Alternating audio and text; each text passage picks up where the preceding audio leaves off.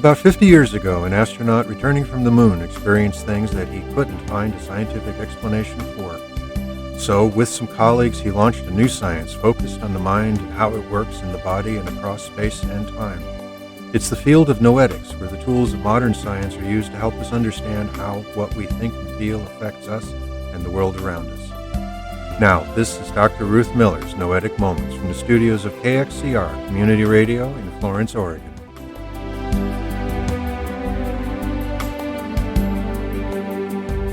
And this is Noetic Moments, where we explore the field of research that discovers what consciousness is, what it does, how it works, and how our lives could be very different if we understood it better. I'm Ruth Miller, a longtime student of consciousness, cybernetics, and anthropology, and through this series of programs, I'm introducing some of the people whose work has defined this field of research, and I'm explaining some of their ideas and experiments. I'll also explore some relevant news items and answer any questions that you send to my email address, ruth@noeticmoments.org. You know, in the world of medicine and psychology, you probably are aware that consciousness is defined as being aware and awake, knowing what's going on around us. But in the field of noetics, consciousness is a lot more than that. Besides the aware processes and products of our mind, it's the ones that we're not conscious of, the unconscious, subconscious, or superconscious activities. It's those profound human experiences that shape our lives, and ultimately, all the evidence is pointing to the possibility that consciousness is what connects us all. So far in this series, we've looked at a number of models of what consciousness is, and it's been evolving over the last 100 years. We started with Sigmund Freud and Carl Jung's ideas from the early 20th century, the first scientific observations of mind and how it works, and they found that much of what goes on in the mind is not in our normal awareness. It is, in fact, unconscious. People worked with those ideas for several decades, and in the 1960s, Charles Tart described various states of consciousness in which different information, different knowledge, different ways of being are accessible. Then Julian Jaynes related consciousness to the separation of the right and left hemispheres of our brain. We then looked at some of the field models of mind that have been developed by Kurt Lewin in the 50s, Rupert Sheldrake in the 80s and 90s and aughts, and others, trying to explain how it is that mind affects and is affected by the body and other things faster than nerve signals can travel, which brought up how quantum mechanics relates to consciousness, as it is described in the work of David Bohm, Dana Zohar, and Amit Goswami. We also then looked at the idea of a global brain or noosphere, as described by Peter Russell, Teilhard de Chardin, and Ervin Laszlo. And then the field of transpersonal psychology, which applies some of these understandings in therapy and research. We came back to the body to look at the work of Bruce Lipton and Candace Pert, who described how hormones act as molecules of emotion and lead to a biology based on our thought systems and beliefs. And that led us to what is increasingly called coherence, the state of consciousness in which heart, mind, emotions are all in alignment. We've explored some of the experimental results supporting these new ideas about consciousness, showing that telepathic communication between two people and mind over matter and remote viewing and clairvoyance are all possible in certain states of consciousness. And we talked about how we shift from one state to another. We explored frequencies, how we can move into higher and lower frequencies of vibration pattern in the brain and the heart, using the work of Penny Pierce, the study of cymatics, the water crystal experiments of Masaru Emoto, and more.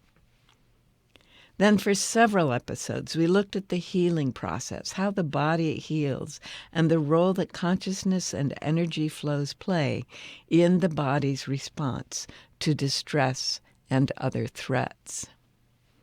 For the next few shows, we then looked at how the brain is structured and how it functions.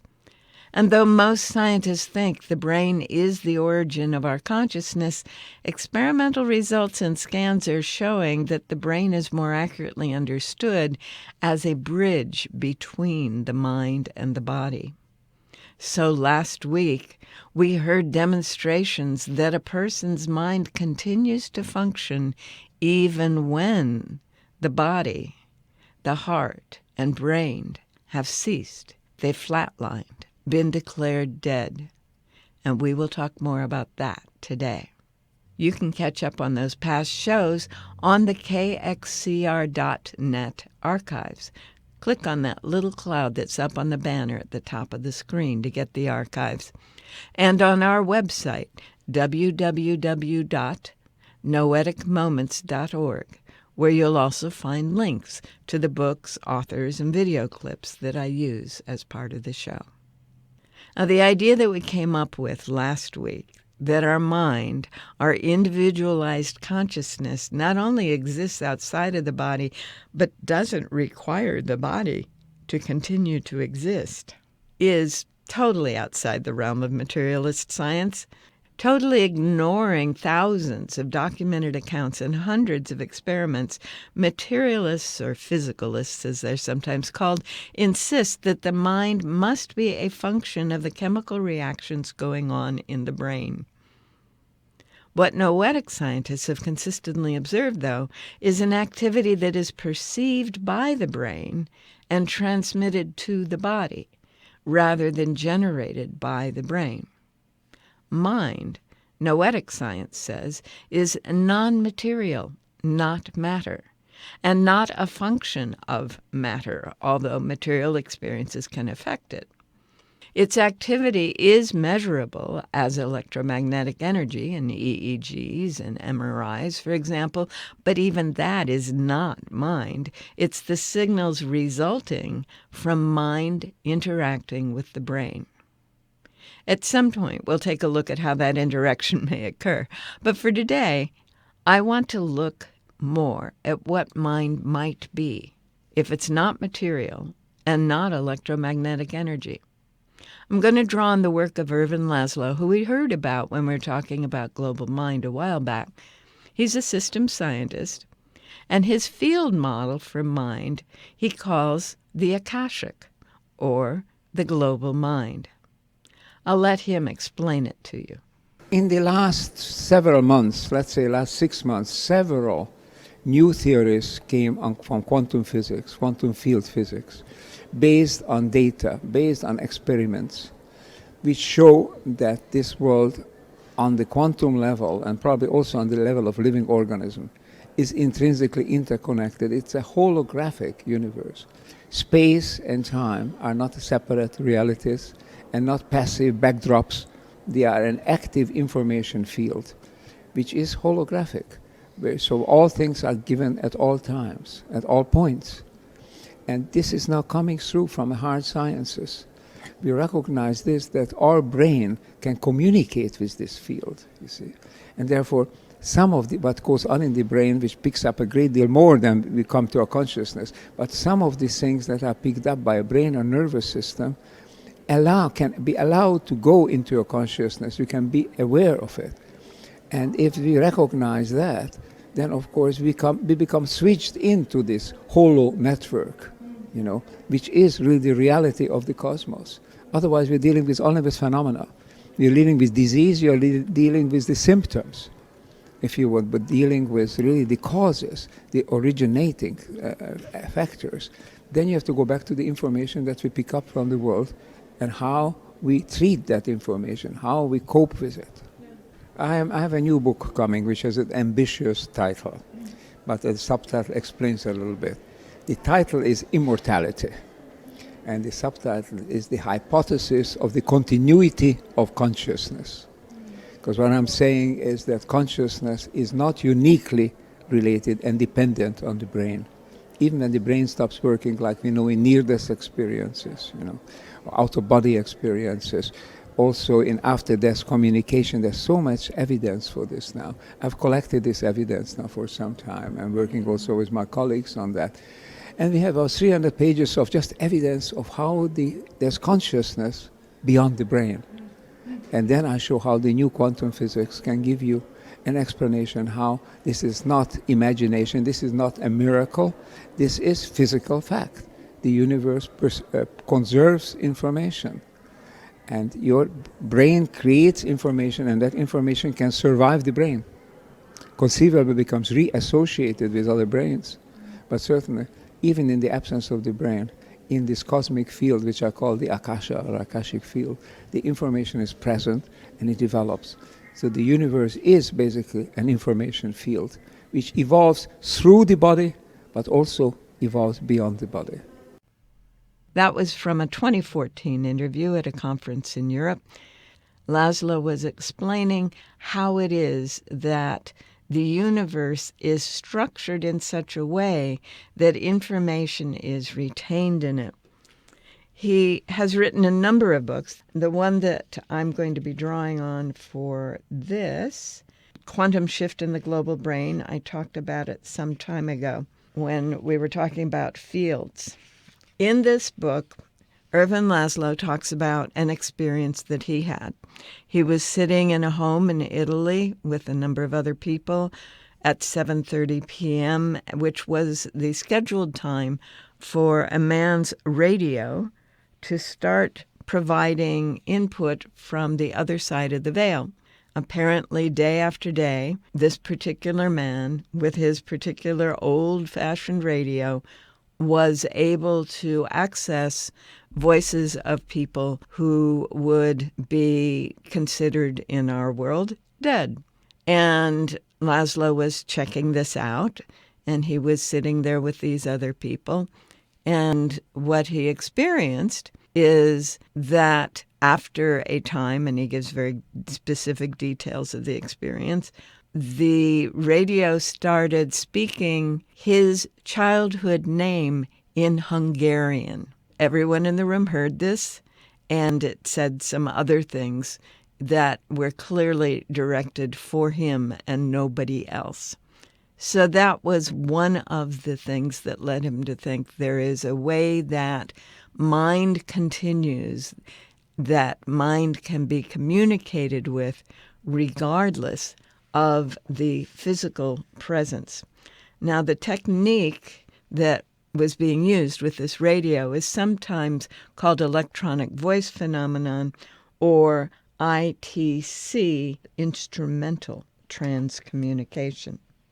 The following, he says, is a first attempt to explain instrumental transcommunication as a natural process mediated by the Akashic Field, which he calls the A field, of the cosmic plenum, which other people call the quantum field. The key principle, he says, is the transfer of information between holograms.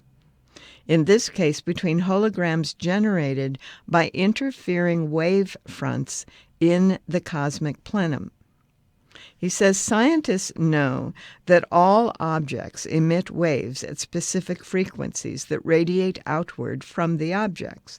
When the wave field emanating from one object encounters another object, a part of it is reflected from that object and a part is absorbed by it.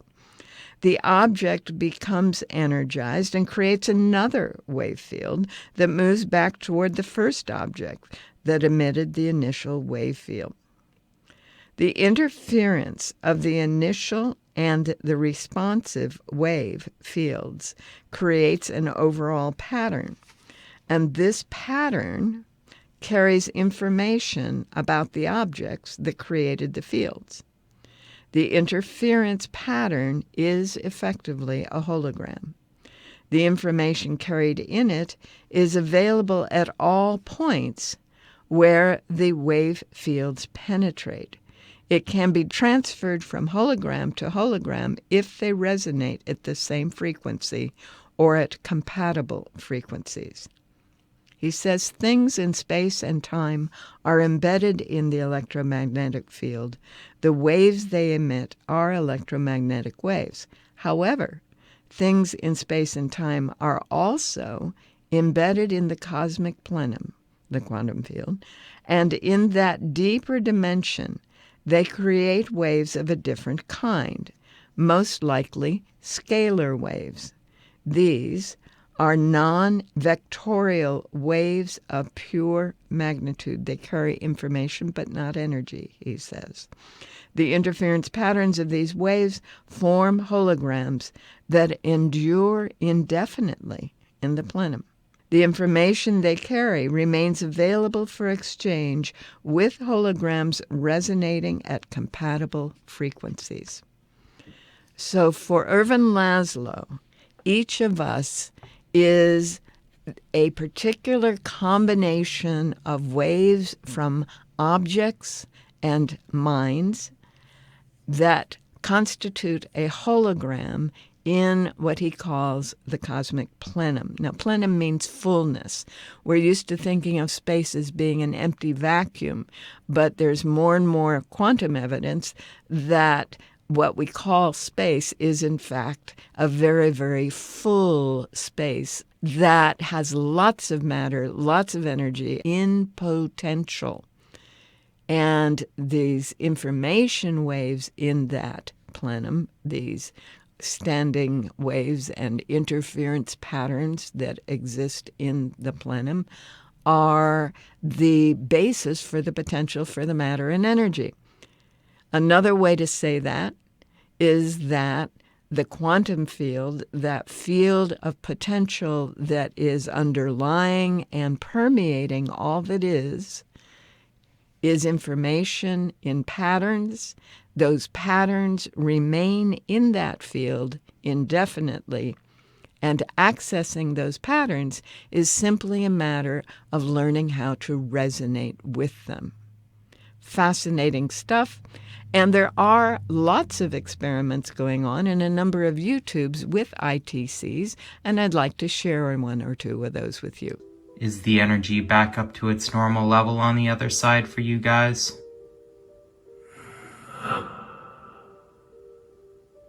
What do you think of the 47,000 people that are subscribed across TikTok and YouTube? Are you grateful for them?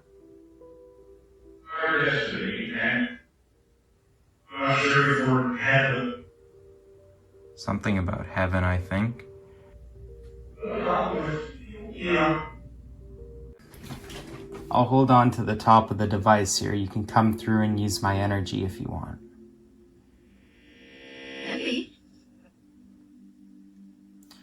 Let's try a different setting here.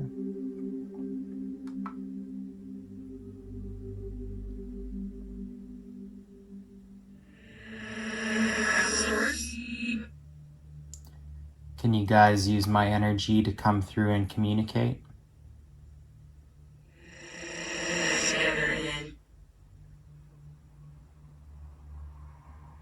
Is it a good day on the other side today for you guys?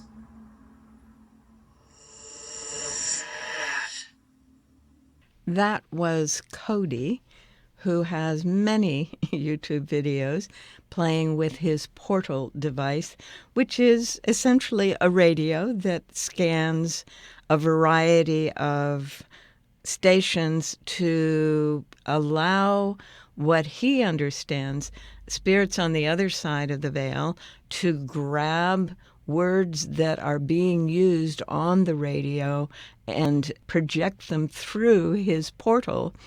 He meditates intensely beforehand to enter into that resonant state with whoever might be showing up. And he says the voices are a function of who's talking on the radio, not of the gender of the person that is speaking or the spirit that is speaking. But that's an example of what happens when people use these instrumental transcommunication devices. If you want to see more, there's plenty on TV. The Ghost Hunter series is, but there's a number of YouTubes by Cody and others using portals to, quote, talk with spirits. So this idea that a piece of equipment can access the information is fascinating. The very interesting thing about it to me is that the piece of equipment is useless without a person present operating the equipment who is effectively what we call a medium. That is someone who can enter into a state of consciousness in which they are able to resonate with the intelligences, or what Laszlo would call the holograms, that are being called forth.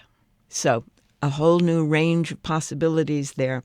But the point that we're looking at today is not whether it's possible to access them. We will look at that later. And in fact, IONS is doing a number of interesting studies on that possibility. But what we want to look at today is the understanding that mind exists in the quantum field, what Ervin Laszlo calls the Akashic Field, based on the Sanskrit term Akasha, which is where all information is said to be stored, and which Edgar Cayce is said to have drawn on when he was doing his work. And that these patterns or holograms exist while we are in the body, and they exist long after the body no longer is functioning, as we learned last week. All right. Well, I wanted to address that book that Ervin Laszlo talked about.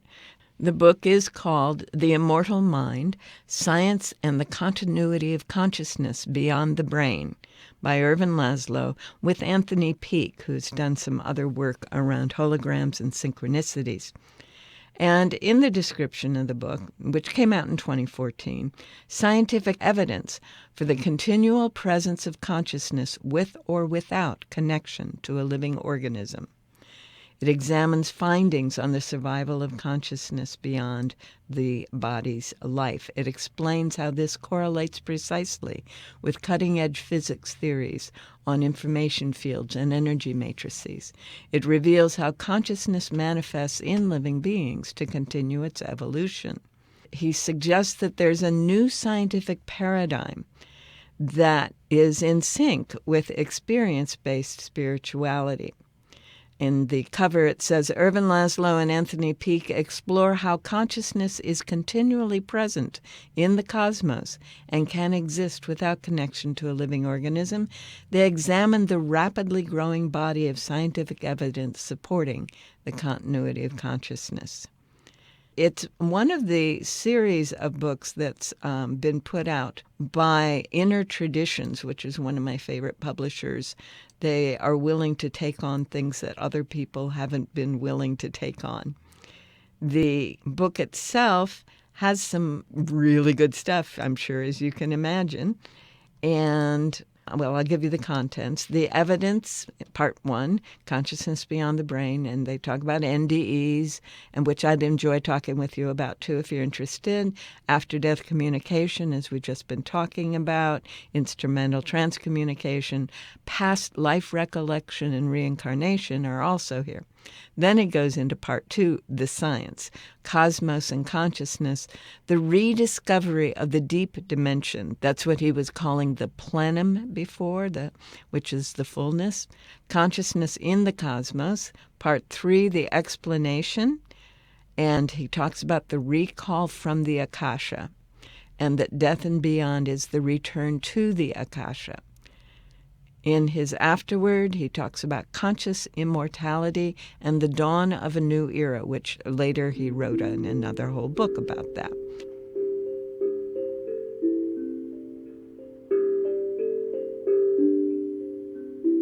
Well, if you just tuned in, you are listening to Noetic Moments on KXCR 90.7 on the FM dial and streaming on KXCR.net. And that sound tells us it's time to look at what's going on in the world today and what you, the listeners, are curious about. Today, there is a fascinating story. It came out August 23rd. It was in Nature magazine. The article says that memory and cognition improved with electrical stimulation of the brain. Now, this is not sticking probes down in the brain. quote, using a non-invasive method of stimulating the brain known as transcranial alternating current stimulation, TACS, which delivers electrical currents through electrodes on the surface of the scalp. Professor Reinhardt and his team conducted a series of experiments on 150 people aged between 65 and 88. Participants carried out a memory task in which they were asked to recall lists of 20 words that were read aloud by an experimenter. The participants underwent TACS for the entire duration of the task. After 4 consecutive days of this protocol, the article says, participants who received high-frequency stimulation had an improved ability to remember words from the beginning of the lists, a task that depends on long-term memory. Low-frequency zaps enhanced participants' recall of later items in the list, which involves working memory. Participants' memory performance improved over the 4 days, and the gains persisted even a month later. Those who had the lowest levels of general function before the study experienced the largest memory improvements. Now, we don't know exactly how putting electrical stimulators on the scalp in various places work, but the effects are thought to relate to the manipulation of the oscillations in the brain. We've talked about those in the EEGs, right? Those waves, the wiggly lines. So generally, a large electrode is placed over an area of interest, which applies stimulation, and then a reference electrode is placed in a neutral location. There were a few elements that made this study unique. One was that the authors applied it for several days in a row. It was 4 days every day. Most studies have only done so for a single session. Another was that these experiments involved older people, over 65, while most others have used students from college who already had good memory function. So these could explain why they got such impressive results. Of course, several questions remain: how far the benefits can be generalized to other types of tasks, and whether memory improvements persist for longer than a month. So this is fascinating possibilities. It may mean that you can put on a shower cap sort of thing and plug it in once a day and improve your memory. And it may mean that there are other things that are going on in the relationship between mind and brain that we can affect without electrodes. Well, that's it for today's show. The next time we get together, we're going to look more at this question of what it is that's going on, that mind can continue whether a body is there or not. More of the research and more of the theories. And we'll also look, as always, how we can experience life differently when we use our minds, our consciousness, fully. We are out of time for today, but remember, you can continue the exploration on our website, www.noeticmoments.org, where there's a list of the titles and other resources we refer to on each archived show. And you can send me your comments and questions, and I'll do my best to get them answered the next time we're on the air.